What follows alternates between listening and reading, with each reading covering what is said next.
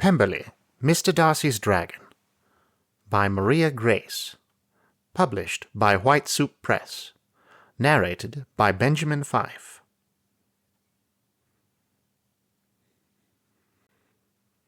Chapter 1. A great many people only hear what is comfortable and convenient for them to hear. Far oftener than might be expected, that is a very good thing indeed. Twilight was Elizabeth's second favourite time of day, just slightly less appealing than dawn and nearly as interesting. She settled into her customary spot in the parlour, the little faded chair near the window. Long shadows danced across the worn, rose-patterned carpet. Waning sunlight warmed the cosy room to soporific levels, leaving the children yawning even as they protested they were not tired. Mrs. Bennet sat back in the sun-bleached sofa cushions and grumbled under her breath. "Children ought to mind the first time they are told a thing. Sister Gardiner is far too lenient with them." Neither Jane nor Kitty gave any sign of having heard. No doubt Mamma did not intend to be heard, so Elizabeth chose to ignore her. Sometimes preternatural hearing was more bane than blessing. Papa and Uncle Gardiner exchanged raised eyebrows over the card table. The long-suffering expression in Papa's eyes suggested he would like to have words with her, but was unlikely to expend the effort.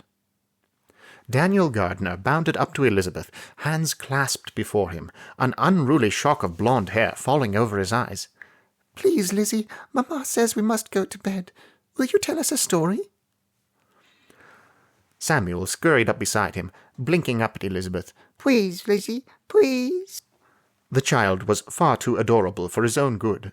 Elizabeth scooped him into her arms. "If your mamma agrees, then, of course, I will tell you a story." Joshua and Anna rushed to their mother and tugged at her skirts. "Mamma, pray let us have a story." Aunt Gardiner took their hands and smiled at Elizabeth. "Are you certain you want to?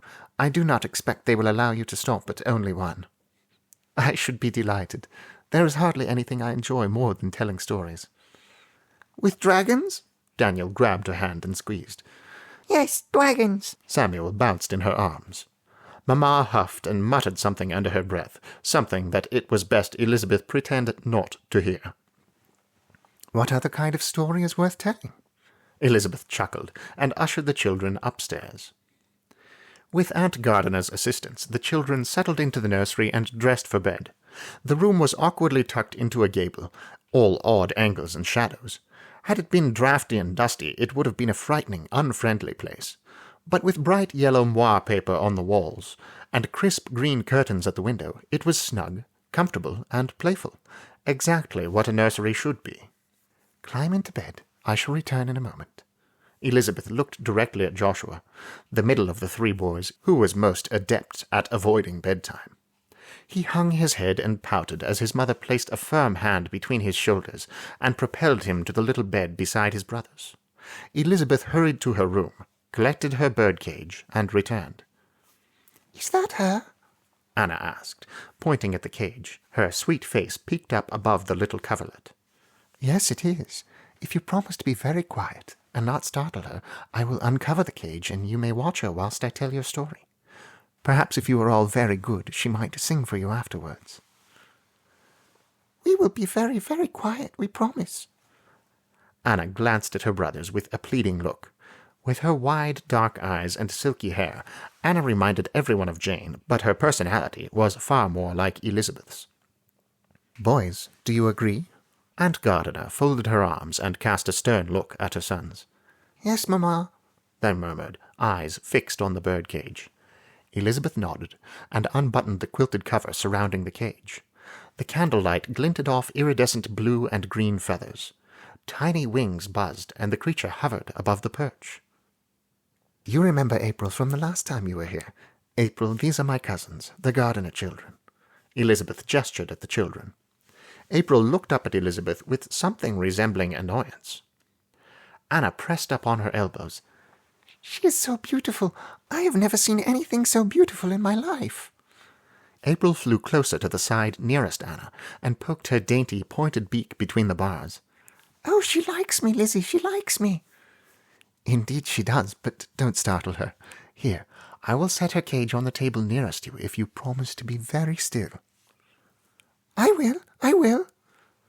Anna tucked back under the coverlet and held herself very stiff. Elizabeth sat on the little bed beside her. "So, you wish to hear a story about dragons? Then I will tell you one, but I do not think you will believe it." "But we will, surely we will." Daniel flipped to his belly and propped up on his elbows. "You think so now, but very few can believe the tale I will tell. It is not one for the faint of heart." "We're not?" Joshua cried in hushed tones. "That may be, but still, I expect you will be surprised to learn that England is full." Her eyes drew wide as she pressed a finger to her lips. "Of dragons." She leaned close and whispered the word. "Where are they, Lizzie? I have never seen one." Anna's expressive eyes darted from April to Lizzie and back again. "Everywhere. They are all around." "Why can't we see them?" Daniel huffed. "Children, if you do not allow your cousin to tell you the story, then I shall put out the candle and we shall leave." Aunt Gardiner tapped her foot, and the children ducked a little farther under the covers. "You see them all the time, but you do not recognize them for what they are. Dragons are very good at hiding in plain sight. They speak spells of great persuasive power, convincing you that they are anything but a dragon, but most people cannot hear them directly. They think the dragon speech is their own thought, and they go about never questioning those ideas." "Is there a dragon in the room right now?" Samuel cast about the nursery, breathing hard. "If there was, it could not be a large one, could it? The room is quite small. Any dragon here with us would be so small there would be nothing to fear from it." "There are small dragons?" Joshua's brows furrowed as he worked over the idea. He was such a perceptive, thoughtful, mischievous child. "Small ones, medium ones, and very large ones indeed. One of the largest is the monster St. Columba, encountered in the River Ness in Scotland." "River dragons?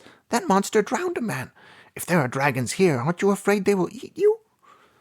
Daniel's words tumbled out almost all at once. "I am glad you have asked, for that is exactly the story I wish to tell. Now lay back on your pillows, and I will tell you why I am not afraid of dragons." Elizabeth waited until the children complied. April zipped around her cage twice and settled on her perch, looking at Elizabeth as if to listen to the tale herself. "Long ago, back in the age of St. Columba, dragons ravaged our land. For hundreds of years, man and beast were at war, man against man, dragon against dragon, dragon against man. Chaos reigned. In the year 900, it seemed as though the dragons would wipe out the race of man in the British Isles."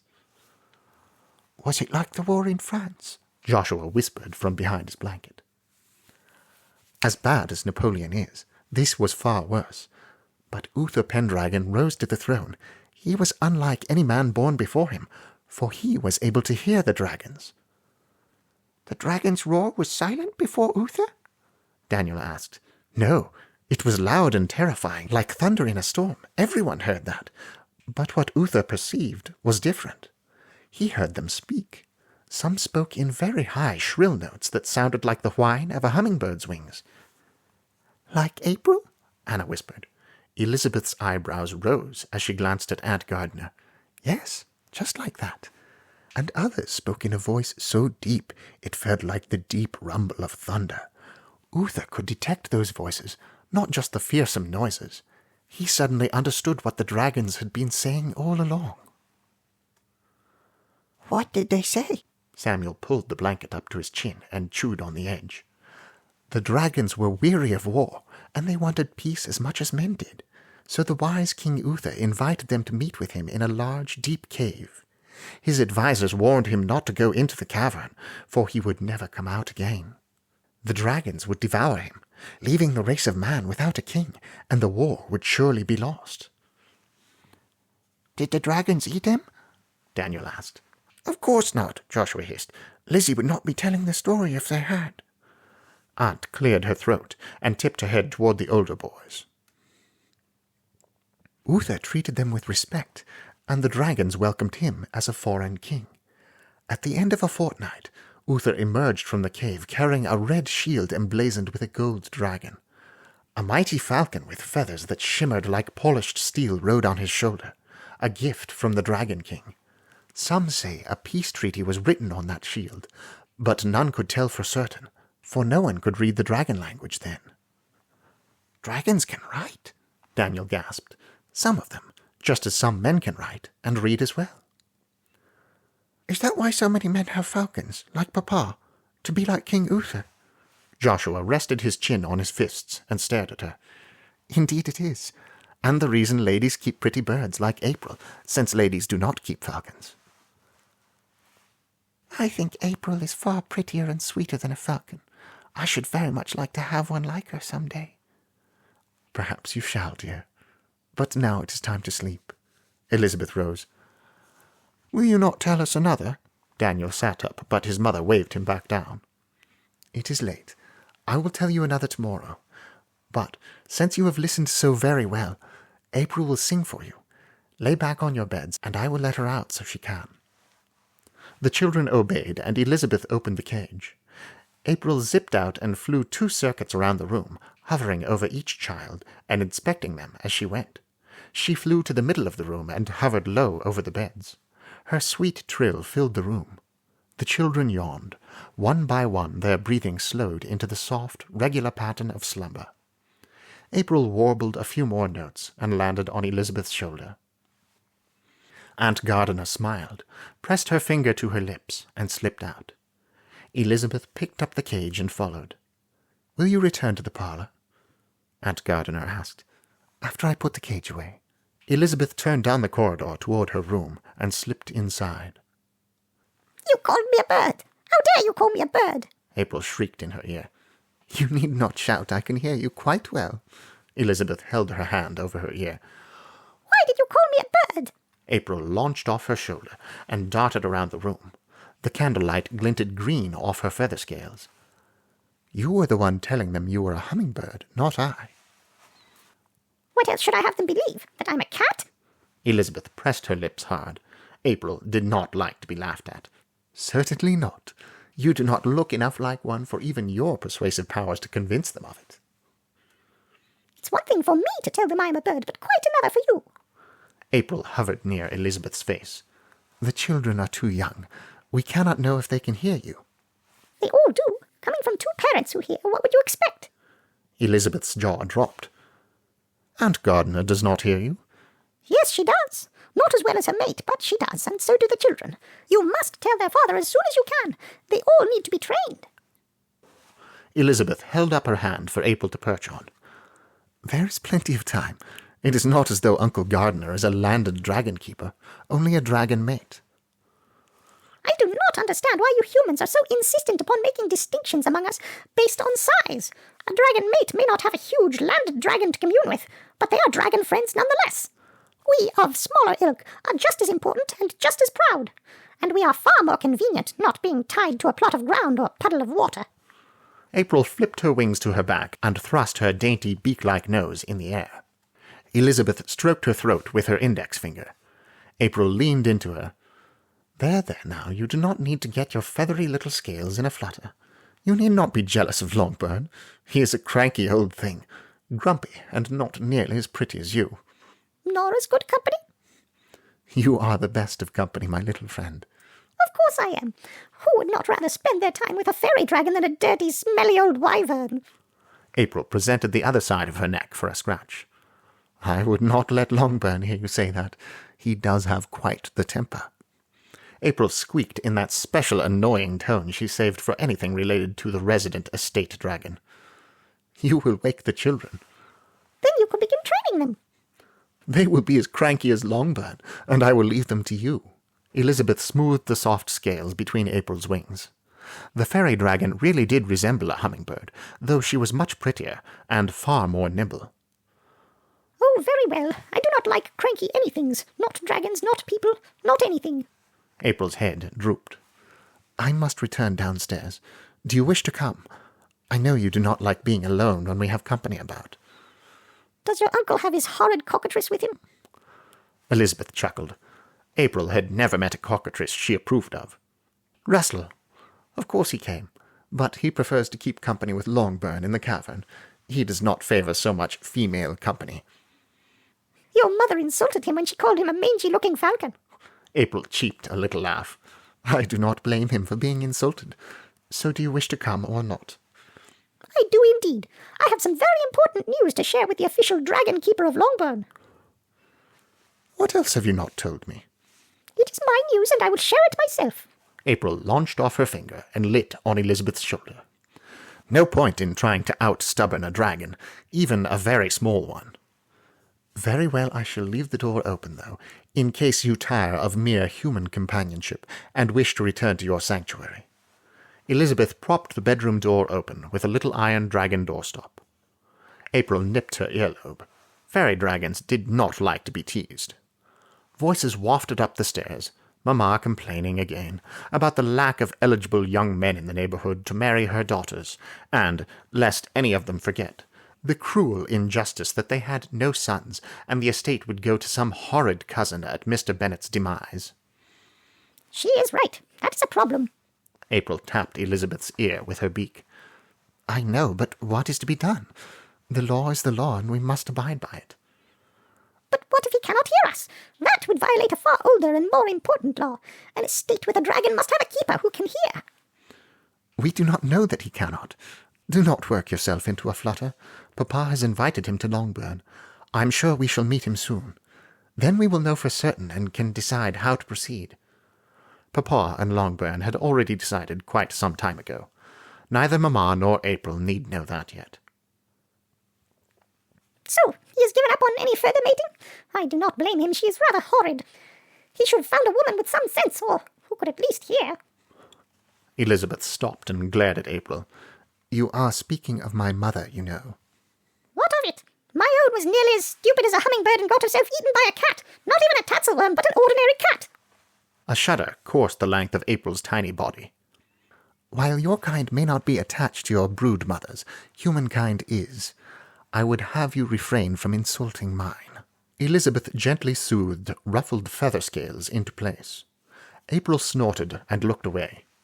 Elizabeth continued into the parlour.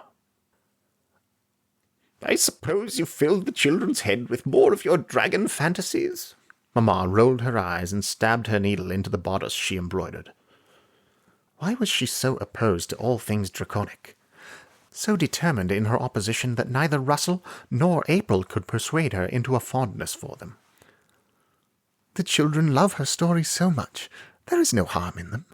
Aunt Gardner did not look up from her own sewing, but her jaw tensed just a mite.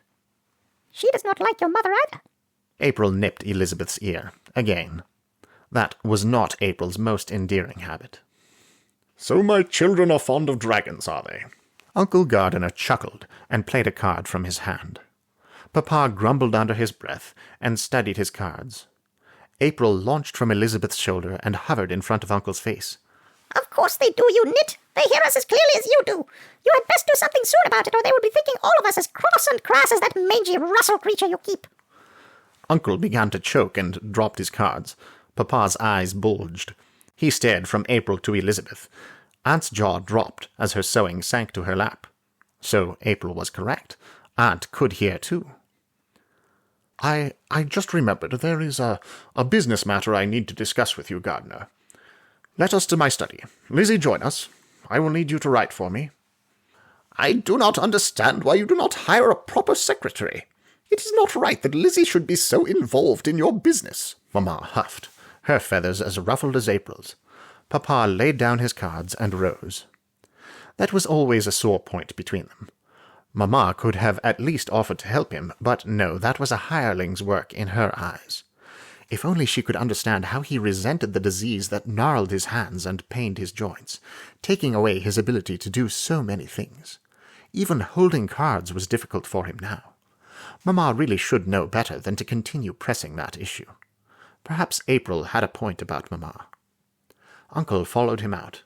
April flitted back to Elizabeth. Well, come along. Do not give that old biddy consequence by even responding. Elizabeth curtsied to her mother and departed. Tomorrow she would probably enjoy an earful of complaints about allowing that annoying little bird out of her cage. No wonder Russell kept to the caverns when visiting. Papa closed the study door behind her. Densely packed with books and papers, the room was cluttered and dusty, but the tomes, some ancient, were part and parcel of Papa's business. She picked her way past the stacks on the floor and around the desk. Uncle pulled 3 chairs into a cluster near the fire and brought a graceful carved perch into the center. Carved of mahogany, the heirloom had been in the family for over a century. Papa said it was carved by the first Bennet to host a companion dragon. The companion, a cockatrice according to family lore, had a fascination with the human chair. He insisted on having one of his own. So his dragon mate carved a perch to match the back of a set of dining-room chairs that had long since left the family. "Will you join us?" Uncle gestured toward the perch. His manners are much more pleasing. She lit on the perch and presented her throat for a scratch. Uncle took the hint and scratched that particularly itchy spot just behind her left ear. April trilled. "You will put us all to sleep if you do that, and then you will not be able to share your news." Elizabeth yawned, a little more deeply than necessary to make her point. April flitted her wings, the fairy dragon equivalent of a huff and foot stomp. "Ah, yes, Elizabeth is right. It seems you have some rather significant observations regarding my children." Uncle sat back, eyes fixed on April. Your children and your mate. All of them can hear. Your mate is a bit hard of hearing, but she heard me quite clearly in the parlour about the children. Uncle laced his hands together and bounced them off his chin. "You are certain? Entirely certain? All of them?" With 2 parents who hear, it could hardly be otherwise. April cocked her head one way, then the other. "But Russell—" He's a cloddish old cockatrice with all the perceptive powers of a lump of clay. I doubt he willingly gives your children notice at all. April tossed her head. "He does not prefer their company, but I would have expected him to be more tolerant if they could hear," Uncle said. "He does not tolerate anyone with equanimity, not even his own kind," Papa winked. "He likes Longburn well enough," Elizabeth chuckled. April grumbled low in her throat. From a bigger dragon it would have been a frightening growl, but from her it was laughable. "Do you think she is right, Lizzie?" Papa tapped his fist to his chin. "Fairy dragons are most perceptive to such things. I told them the legend of Uther tonight. Something about the way they listened and watched April. I think she is right." A smile lit Uncle's face, and his eyes grew very bright. He threw his head back, sniffling. "Congratulations, all of your children. That is something to celebrate." Papa shuffled toward the crystal decanter. Elizabeth met him there, poured the 3 glasses he indicated, and passed them around. "We must drink to the occasion." Papa raised his glass. They lifted their glasses and sipped the fiery brandy. April perched on Elizabeth's hand and stuck her nose into the glass. "Be careful. Only a sip or 2 or you will be flying into the windows again," Elizabeth giggled. I know how to handle my brandy, thank you. April flipped her wings and splashed a few drops on Elizabeth's cheek. "I shall begin that training immediately." Uncle balanced his glass on his knee. That is not the only news I have to share. April returned to the perch. "You have more? I could hardly imagine what else you could tell with us." Papa leaned back in his wingback, a funny little half-smile lifting his lips. As much as he preferred the estate wyvern's company, he did have a soft spot for April. She hatched on his study hearth, after all. She could say things to him that he would tolerate from no one else. More good news, I am proud to say. I have made a very important discovery in the orchards, on the sunrise side of the estate. But you must act quickly, very quickly, I would say. April hopped from one foot to the other. I have found a clutch of eggs, fairy dragon eggs. Papa and Uncle sat up very straight. "Are you certain they are fairy dragon eggs?" Papa set his glass aside and leaned in very close.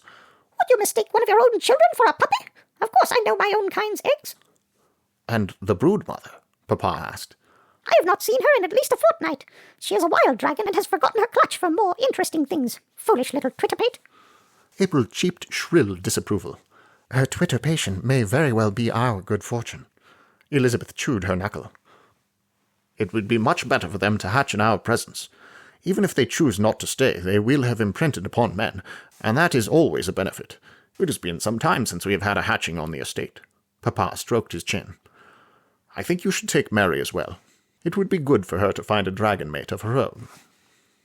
She has been jealous of me for quite some time. Who could blame her? April thrust her head up high. "Would you like to keep company with another fairy dragon? I should worry you would become jealous." Elizabeth stroked April's proffered throat. If it is your sister's companion, I will tolerate another, but only one. April laughed a peculiar, high-pitched trill. I would suggest you speak to Russell, though. He will have a more difficult adjustment in store. Uncle gasped. You would recommend my family as dragon mates? If your wife is to learn to hear more clearly, she needs a companion. I hardly imagine Russell deigns to speak to her regularly. Your children would benefit from being properly taught by a companion of their own. After all, look what I have done for Elizabeth. Papa and Uncle snickered. A sharp rap, Hill's knock, sounded at the door, and it swung open. Her wizened face peeked in. Sir, a courier has just come, with one of those letters you said you always want brung immediately. Papa met her at the door. She handed him a thick letter tied with blue tape and fixed with a large blob of blue sealing wax, an embossed wyvern embedded deep in the wax. He shut the door and trundled back to his seat. Are you expecting news from the Order? Uncle braced his elbows against the chair, ready to spring to action. No, I am not. He fumbled with the seal and handed it to Elizabeth. Open this. Are you sure, Papa? This looks quite important. All the more reason. If it is, you will be involved in some way, no? She snickered. I cannot argue. Besides, with Collins coming to visit soon, and the chance that he is dragon deaf, we must face the possibility that you will marry him and take up the role of dragon keeper. Even if he does hear, Longbourn may still insist that you marry him. You know how much he hates change. If you are already acquainted with the Order's business when Collins arrives, he will be less likely to try and keep you from it later if he does hear, and if he does not, the Order's business will be yours to manage. Papa rubbed his eyes with knobby thumb and forefinger. I am not ready for her to marry, April squawked, flapping her wings. I am inclined to agree. Uncle's lips folded into a deep frown. Surely this cannot be her only option. In this, I am afraid Longburn's opinion outweighs yours. Papa's brows creased. Go on and read the letter for us, Lizzie. Elizabeth cracked the seal and unfolded the letter, swallowing back a bitter tang. It was not as if she and Papa had not been discussing it. There were certain decisions dragons were entitled to make for their keepers. Longbourn had schooled her in her duty to the estate and dragonkind since she was 10 years old, but it had always seemed like something far off. Perhaps Collins inherited the family legacy and could hear dragons. Perhaps he was a decent, sensible man who would understand. Papa coughed. Lizzie, the letter? Yes, sir. She smoothed the letter over her lap. It is from the office of the head of the Order, the Earl of Matlock, addressed to the most honourable historian of the Order. He writes, A serious crime has been committed, one that threatens the Pendragon Treaty and the peace between man and dragon. A firedrake egg has been stolen, and hatching is imminent. She gasped and pressed her hand to her chest. April launched off the perch and hovered at Elizabeth's shoulder. What egg? Papa joined April in peering over her shoulder. Elizabeth traced down the spidery handwriting with her fingertips. The egg of the Lambton worm. The last Lambton worm passed 5 years ago, at the same time as the master of that estate. Uncle leaned forward, elbows on knees. 5 years is the right time for the egg to incubate. Papa shambled to his left and retrieved a thin book, bearing the same wyvern image as the letter's seal. One of the dragon genealogies. He had such records for every major dragon in England, every ancestor, every descendant, and their keepers. He flipped through it as he returned to his seat. Yes, here is the date. December 1806. The egg was laid. This is very bad indeed. April darted around the room. Bad, you say? It is far worse than bad. It is tragic and dangerous and awful indeed. If a dragon with the power of a firedrake hatches without human presence? Elizabeth shuddered. It will not imprint, leaving us with a wild dragon seeking to fill its belly with the most convenient prey. Papa paced the length of the room, a heavy, laboured process. In time its presence will be discovered, and parties will rise up to kill it. I well know the histories, Lizzie. Uncle stood and leaned against the back of his chair. We could find ourselves returned to the days of dragon war. What has been done to recover the egg? Pray let it not be so. Elizabeth held her breath and scanned the letter. Here, there is hope. The egg has been traced to a militia regiment from Derbyshire. Several cockatrices in Norfolk, near Caistor where they last encamped, believed they smelt it on some of the soldiers. You've been contacted because the militia is coming to Meryton soon. The Order is sending the keeper of the Lambton worm here as well. You are to assist him in any way possible in the recovery of the egg." Papa turned to Uncle. "You will stay on to help me manage this affair, will you not?" He winced as he spoke. How much did it cost him to ask for assistance once again? This did not bode well for his temper. "I will need to take a brief trip back to London to arrange business with my clerk, but he is a good man. He can manage for the duration. Whilst you are there, you ought to visit the Secretary of the Order for additional news. Lord Matlock seems certain that we will be host to a major dragon hatching." Papa raked his thinning hair back. "The first in over 100 years. April settled back on the perch. "I do not see why you should make such a to-do. I was hatched here a decade ago, and another clutch is due to hatch soon. Just because it is a firedrake does not make it so different." "But, dearling, you cannot burn us to crispins when you are irritated. You just nip at ears." Elizabeth ducked and covered her ears. "Do not make light of the seriousness of the situation. It is all the more important now that you find those fairy dragon eggs. If they hatch wild, they could interfere with the other hatching. Dear little dimwits are likely to think they are protecting an egg from us." Papa turned to April. Deep creases furrowed in his brow. "Can you find the clutch again, or shall we send Russell with you?" "Your time would be better spent setting him to smell for the Lambton egg. I know exactly how to find my kind." "I will be to London tomorrow at first light. I will return in a day, 2 at the most. Should the fairy dragons hatch whilst I am gone?" "We shall assist your wife, do not worry."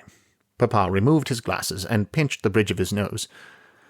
"Did Matlock say when the keeper of the Lambton worm would arrive?" "Not precisely, just in the next few days. He is supposed to identify himself to you when he arrives." Elizabeth pointed to the information in the letter and handed it to him. "I expect all of us shall be involved before all is said and done. This business takes precedence even over Mr. Collins.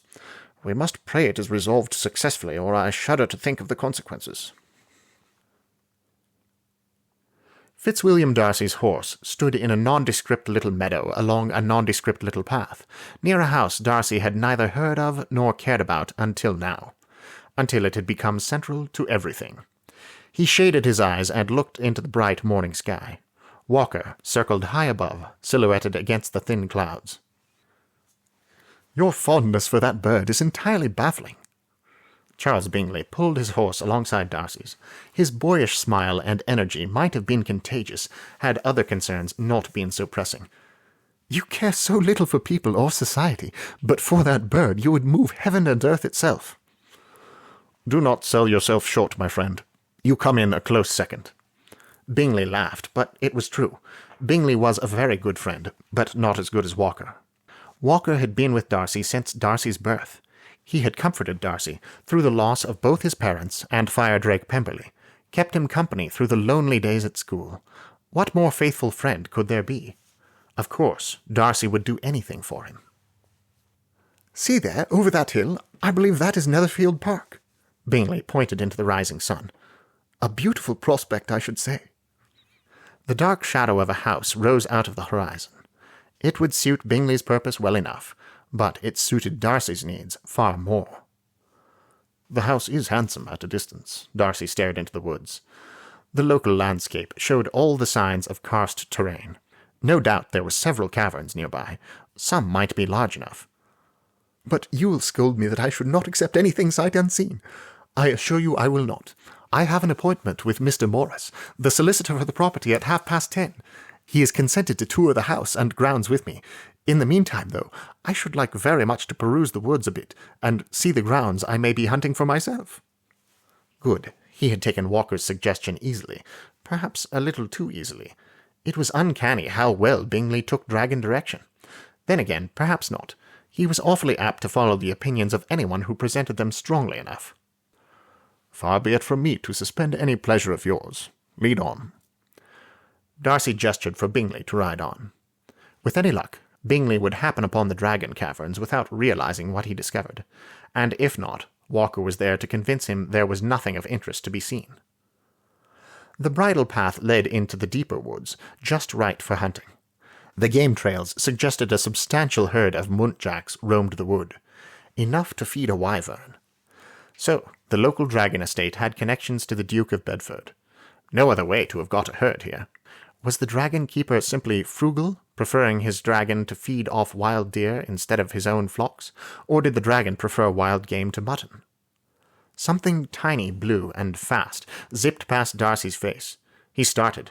His horse shied and bolted. "Mary, look out!" A flash of white caught his eye and rushed toward a red-cloaked figure standing with her back to him, and pulled her away just in time. He reined in his horse and returned to survey the damage. "You are a better horseman than that. Pay attention and control your worthless beast." Walker dove through the trees and landed on a branch several arms' length above him. 2 young women panted beside the trail. The one in white peered up past him and into the trees toward Walker. Trespasser! The blue blur buzzed past him between the young women, disappearing somewhere behind them. "Pray excuse me, my horse was startled. It is not at all like him." Darcy bowed from his shoulders. It would not do to blame the iridescent blur for all the mischief. Did the women even realize what it was? "Indeed, nor is it like you, Darcy." Bingley rode up to them. "Pray forgive us for startling you. I have come to see Netherfield Park. Do you know it?"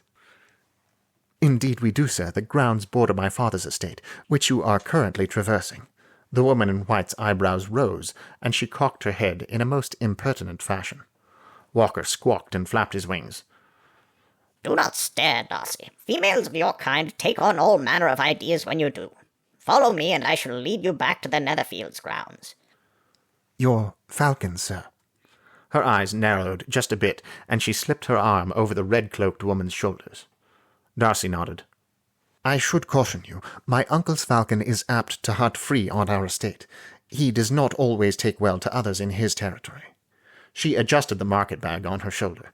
Something about the way she said falcon and stared at Walker made the skin on the back of his neck prickle. If she was a daughter of the estate, then it was entirely possible she knew Walker was no falcon. "I will keep that in mind. I would not wish to see any conflict between our birds." Darcy glanced up at Walker. "Yes, she does here, and I am not a bird," Walker squawked. "If you follow the path to the left, it will take you back to Netherfield." She pointed to the fork in the path. "Then we will be on our way. I hope to properly make your acquaintance soon." Bingley touched his hat and headed off. "Get on with you." Walker launched from the branch and made a low pass over his head. Darcy hesitated one more moment, then turned to follow Bingley. Walker was right. He had business more important than investigating a woman who heard dragons. Distractions of any kind, and time, were the enemy now. "So, we have met my new neighbours." Bingley clucked his tongue. "Unofficially, of course, but still. They were both very pretty young ladies. Unmarried, too."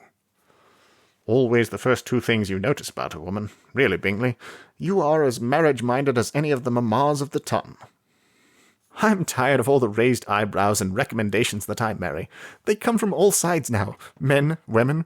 Sometimes I swear even the horse would tell me so." "I would not," Walker screeched. "You see, even your bird agrees." Bingley threw his hand up toward Walker.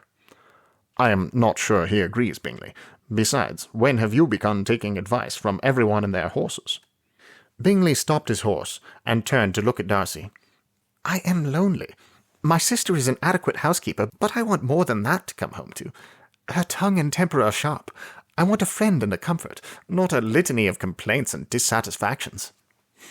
"It sounds like you want a good hound, not a wife." "Just because you are content to be by yourself does not mean that all men are. I intend to make the acquaintance of our neighbours and every young woman in the neighbourhood. I aim to find a wife. What better place to do it than close to home?" "So you have decided to take Netherfield sight unseen after all." Bingley grumbled and urged his horse into a fast walk. Though the decision might be rash, and not even in Bingley's best interest, it could prove helpful. What better excuse for Darcy to stay nearby than to offer Bingley help in leasing his first estate? He might also accompany Bingley in meeting with the local estate's owner, attracting as little attention as possible to his own presence. Exactly what he needed most right now. Elizabeth held her breath as the 2 men disappeared into the forest. The clop of their horses' hooves faded into the noises of the woods. At least one of them was a dragon mate. Perhaps even a keeper. It was difficult to tell. Papa would need to know. Well, that one was a cross patch. April darted out from the silk flowers of Mary's bonnet. But what can you expect from someone who keeps a ratty old cockatrice as a companion? Do be fair. That was hardly a ratty cockatrice, but a very fine specimen of the species.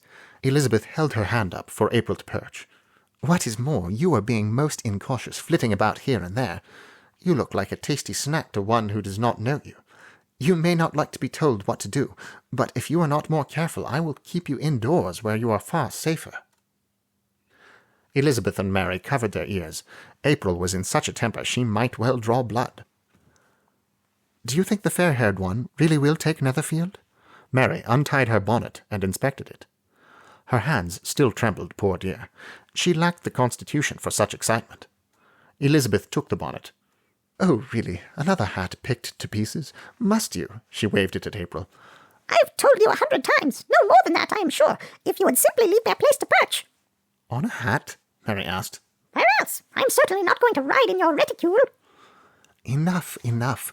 We are not here to argue fashion or even to gather gossip about the new neighbours, though I think it behooves us to discern if both of them can hear. That can wait. We have a clutch to find, assuming it has neither been eaten by a visiting cockatrice, hawk, nor weasel, nor hatched on its own. Elizabeth tweaked the dishevelled ribbons and passed it to Mary.